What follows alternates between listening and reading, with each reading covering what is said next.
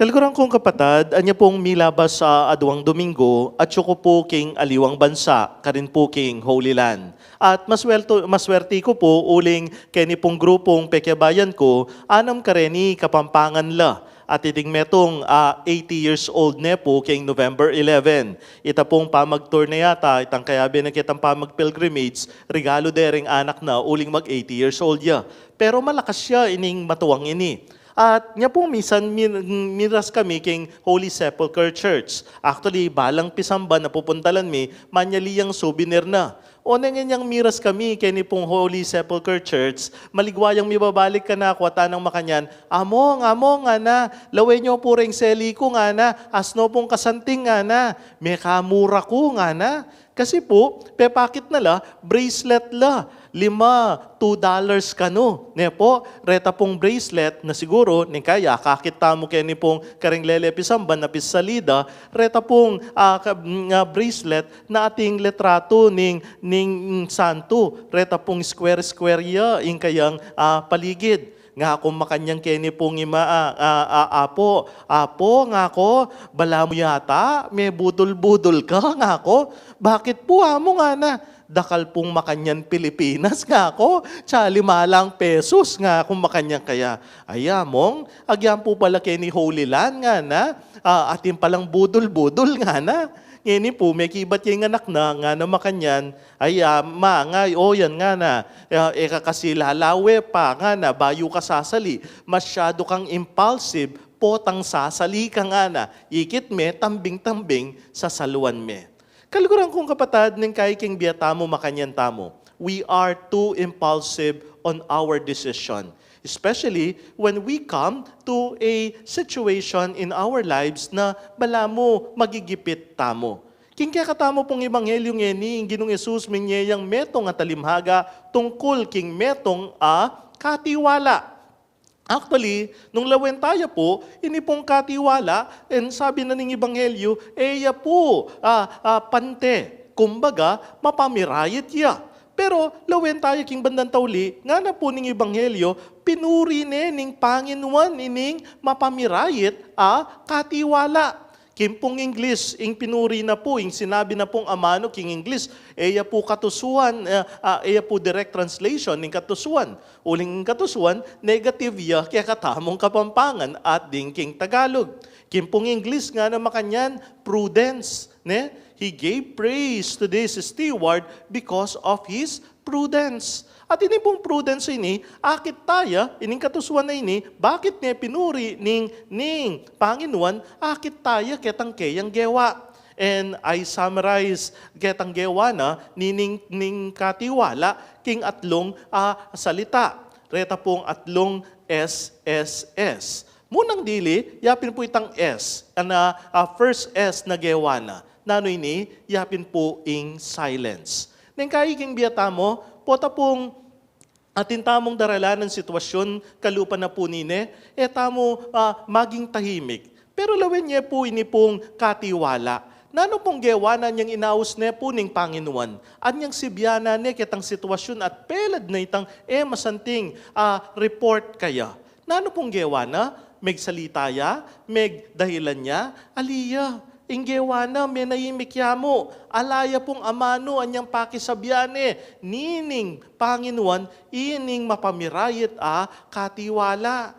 Aba, bala mo po ngeni, o ining milalako kaya katamo, den pong lalong-lalo na, den aliwa, den kaya nakan minsan, ay katumod nga napin. Bakit? Pota pong sasabyanan, making malina, ay asnong karakal, dahilan.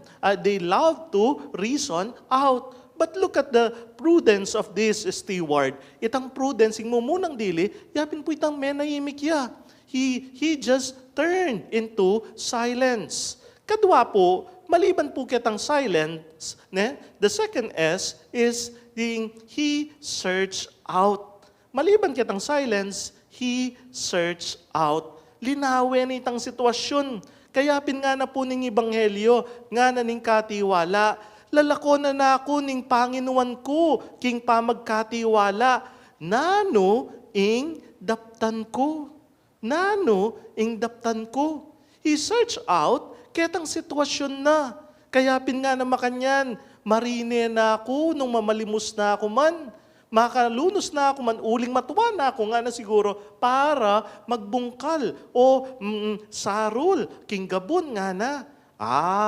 Balo ko na nga na. Anyang may naimik ya at linawin ng sitwasyon na, balo na nung nanoy itang dapat gawan. Actually, den pong aliwang commentaries, sasabihan da, ita kanong gewa na, bala mo po kano, lema nga ni, itang kayang katiwala. Pero nung lawentaya, and reading between the lines, ini pong gewa na ning katiwala, ikit na yung malina. At anyang ikit na yung malina, tinulid na. Bakit po ikit na yung malina? Lawen niya po itang sinabi na po, nini pong Panginoon, keta pong minunang parti ng Ebanghelyo. Nano pong sinabi na nining Panginoon, nga na ning Panginoon, nga na, nano'y ning ababalitan ko tungkol keka. Monye kang kwenta, tungkol king kekang panibalan king pibanjan ko. Munye kang kwenta tungkol king panibalan king pibanjan ko. He is asking for a report. Wari po, potapong mamiye tamong report, dapat itang gusto. Nung mali itang report at akit dang megkamali ka, mas lalo kang may parusan.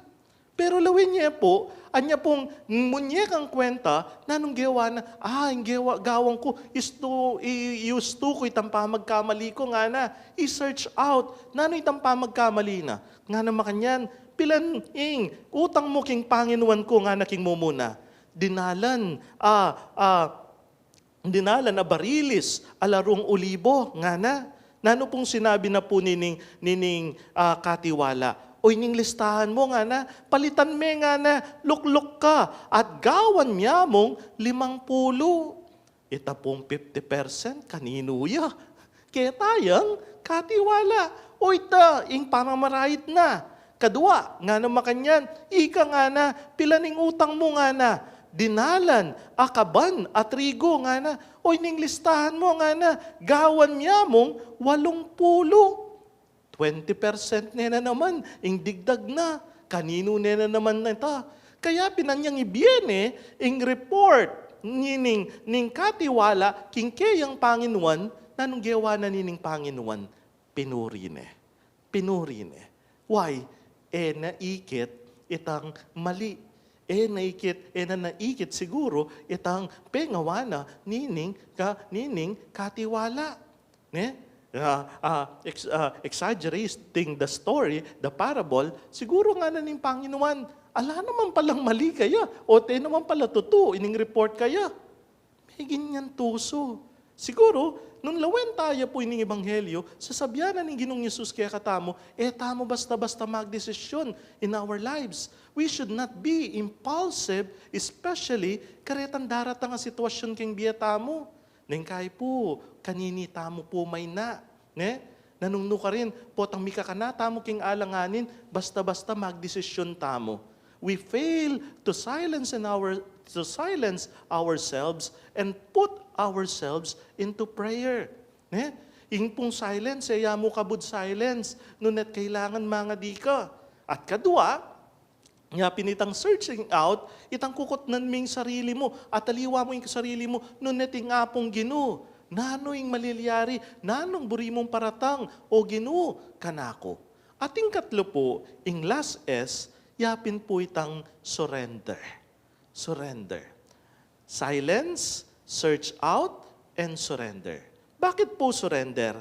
Nung lawen tayo po king bandang tauli ng Ebanghelyo, nga na po makanyan, pinuri ning Panginoon ing mapamirayit ng katiwala, uli ning katuswana, uling may gitlang biyasang mamahala ding taong makayato kesa karing taong makadiyos. May gitlang biyasang mamahala ding taong makayato kesa karing taong makadiyos. Kukompare na ngeni ning Ginong Yesus, retang nanoy tang priority. Nanoy tang priority. Itang makadiyos, ing priority ning makatao, ning makayato, ning kahit ang priority tam, syempre no nanoy tang makakayap kaya katamo. Pero, nung lawen niya po, itang makadiyos, itang yapin itang kaburyana ning apong Ginoo. Antina mong sasabihan ning ning Ginoong Yesus kening bandang tawli.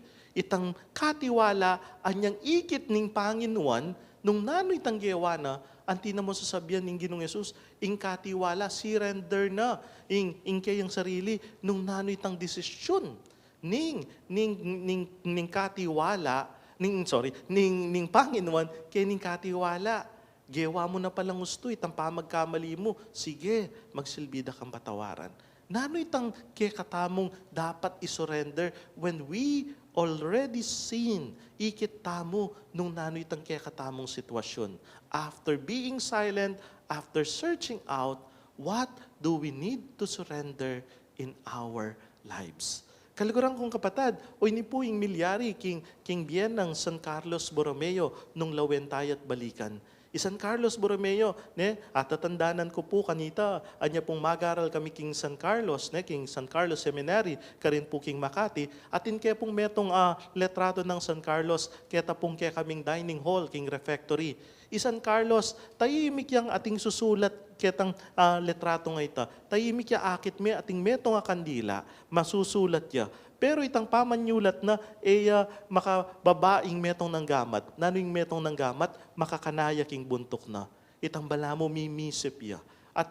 At sasabihan da, reni pong magkwento nga liwa, rin kaya kaming seniors kanita, sasabihan da kanu, anyang gagaw, niyang itang letratong ita, yapin po itang may kapag-create ya kanong, formation para ka ring pari. Actually po, nung pong lawentay at balikan, San Carlos Borromeo, iya po yung mag-umpisa king seminary formation. Kanita pong minunang panahon, ala naman pong seminaryo.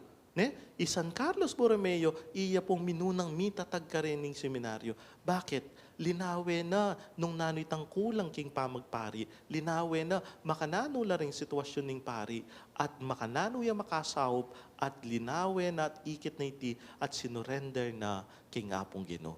Kaliguran kong kapatado, ini po yung panagkat ng Ebanghelyo kay katamo. Manano na sanang maging kalupatamo na naman king biyatamo San Carlos Borromeo na biyasang magpakumbaba na bibiyeng sarili king apong Ginoo kapamila taning pamanahimik at pamaglawig king sitwasyon at kay bat ibiye nung nano ing desisyon ni apong Ginoo para kay katamo.